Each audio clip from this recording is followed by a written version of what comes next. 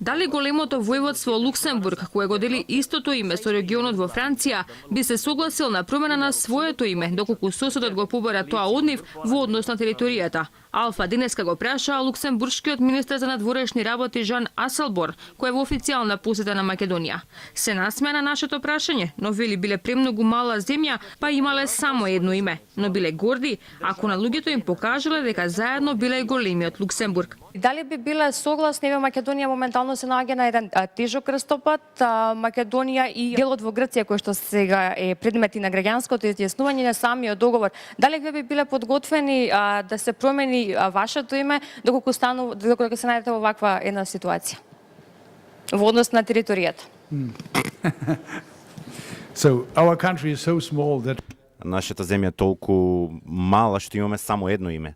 Но знаете дека ако отидете од Луксембург во Брисел, вие се наоѓате во провинцијата Луксембург. Ако се наоѓаме во провинцијата Луксембург, многу сме горди да им покажеме на луѓето дека овој бил великиот Луксембург. И додека во големото европско семејство Македонија е малата држава на Балканот од која се бара промена на уставното име, но и се доведува во прашање и јазикот и идентитетот на граѓаните, само затоа што на нашиот јужен сосед му пречи тоа, европските челници велат дека споредбата на Македонија со другите држави кои се наоѓаат во иста состојба биле неспоредливи. Да бидеме сериозни, овде не станува збор само за името во вашиот случај, туку и за идентитетот на државата, на народот и некогаш да се пронајде решение, патот е долг, но резултатот сега е веќе на масата и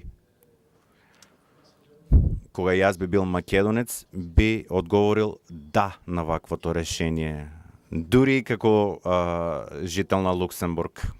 Посетата на луксембуршкиот министер е само една во низата на европски челници во периодот на предреферендумската кампања, кои убедуваат колку македонските граѓани ќе ги почувствуваат бенефитите од членството во Европската унија и НАТО. Важно било граѓаните да го следат европскиот пат, вели Аселборн, но забележува дека би било политичка грешка ако во јуни не се направи исчекор и не се донесе одлука за прием на Македонија во Европската унија.